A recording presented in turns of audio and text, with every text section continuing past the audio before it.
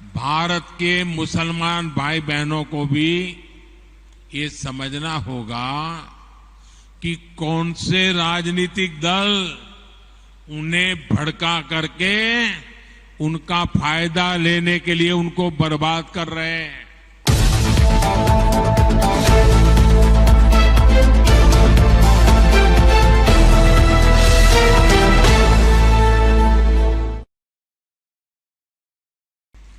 देखिए, मुझे लगता है, यानी देखिए, हमें थोड़ा अध्ययन करना चाहिए। मुझे लगता है कि जो भी 3 तलाक के पक्ष में बातें करते हैं,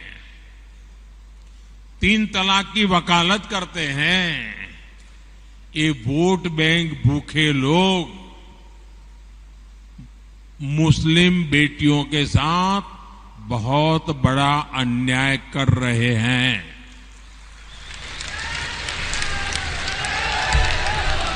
अच्छा, कुछ लोगों को लगता है कि भाई ये 3 तलाक से तो सिर्फ महिलाओं की बात हो रही है। 3 तलाक से जो नुकसान होता है ना, वो सिर्फ बेटियों को होता है ऐसा नहीं है, उसका दायरा उससे भी बड़ा है।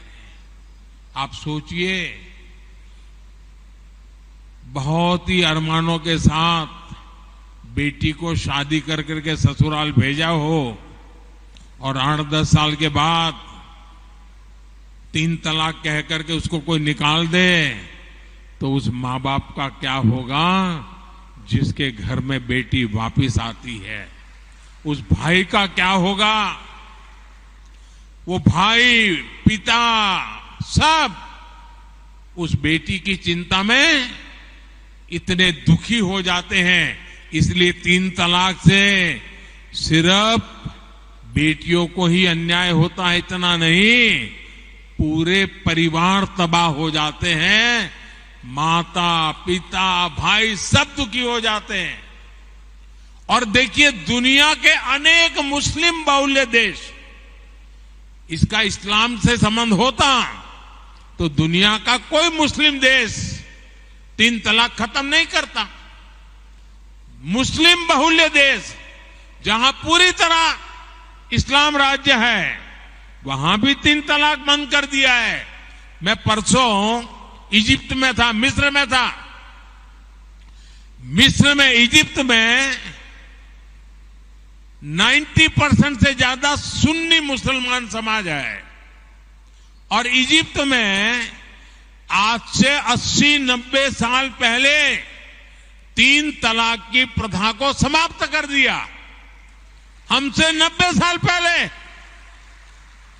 अगर 3 तलाक इस्लाम का जरूरी अंग है तो पाकिस्तान में क्यों नहीं होता भाई? अगर 3 तलाक इस्लाम का जरूरी अंग है तो इंडोनेशिया में क्यों नहीं होता? अगर 3 तलाक इस्लाम का जरूरी अंग है तो कतर, जॉर्डन, सीरिया, बांग्लादेश, ये तो सारे मुस्लिम बस्ती वाले देश हैं, वहां पर उनको बंद क्यों कर दिया?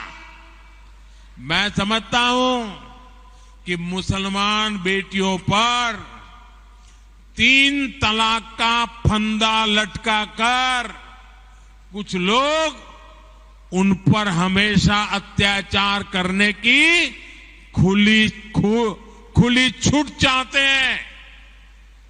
यही लोग 3 तलाक का समर्थन भी करते हैं। और मैं जानता हूं कि इसलिए ही मेरी मुस्लिम बहनें, बेटियां, मैं जब भी जहां जाता हूं वो भाजपा के साथ खड़ी रहती है, मोदी के साथ खड़ी रहती है।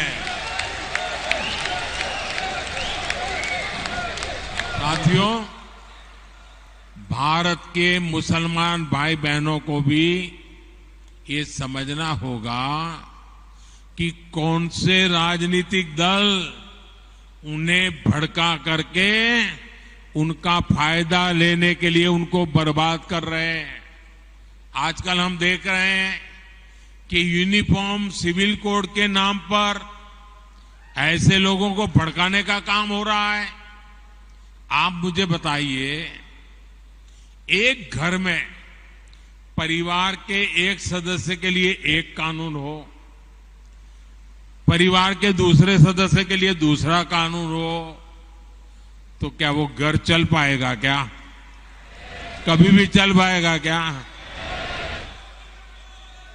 फिर ऐसी दोहरी व्यवस्था से देश कैसे चल पाएगा? हमें याद रखना है कि भारत के संविधान में भी नागरिकों के समान अधिकार की बात कही गई है। साथियों, ये लोग हम पर आरोप लगाते हैं, लेकिन सच ये है कि यही लोग मुसलमान करते हैं। अगर ये मुसलमानों के सही मायने में हितैषी होते तो अधिकांश परिवार, मेरे मुस्लिम भाई बहन, शिक्षा में पीछे न रहते, रोजगार में पीछे न रहते, मुसीबत की जिंदगी जीने के लिए मजबूत नहीं रहते। और सुप्रीम कोर्ट ने बार बार कहा है, सुप्रीम कोर्ट डंडा मारती है, कह रही है कॉमन सिविल कोड लाओ, लेकिन ये वोट बैंक के भूखे लोग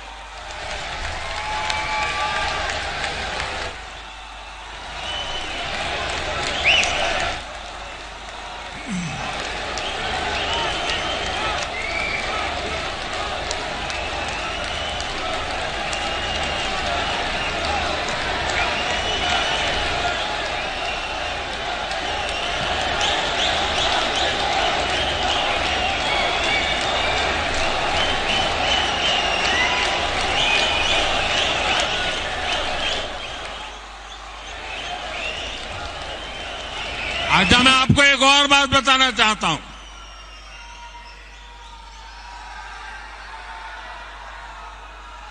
अगर आप हमारे मुसलमान भाई बहनों की तरफ देखोगे, और मैं देखता हूं कि जो हमारे पसमानदा मुसलमान भाई बहन हैं, ये वोट बैंक की राजनीति करने वालों ने हमारे जो पसमानदा मुसलमान भाई बहन हैं, उनका तो जीना भी मुश्किल करके रखा हुआ है। वो तो तबाह हो गए, उनको कोई फायदा नहीं मिला है। वे कष्ट में गुजारा करते हैं, उनकी आवाज सुनने के लिए कोई तैयार नहीं है। उनके ही धर्म के एक वर्ग ने पसमानदा मुसलमानों का इतना शोषण किया है, लेकिन इसको ऊपर कभी देश में चर्चा नहीं हुई। जो पसमानदा मुसलमान है, उन्हें आज भी बराबरी का हक नहीं मिलता, उन्हें नीचा और अछूत समझा जाता है।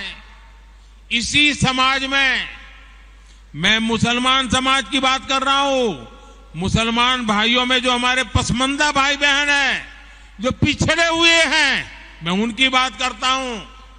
पसमानदा मुसलमान मोची होते हैं, भिस्ती होते हैं, जोगी होते हैं, लाल बेंगी होते हैं, भटियारा होते हैं, मिरासी होते हैं, डफाली होते हैं, मुकेरी होते हैं, मदारी होते हैं, जुलाहा होते हैं, लंबाई होते हैं, बेदा होते हैं, बामणिया भी होते हैं, छिया होते हैं, लहरी होते हैं, हल्दर होते हैं, सिकदर होते हैं, कितनी ही जातियां।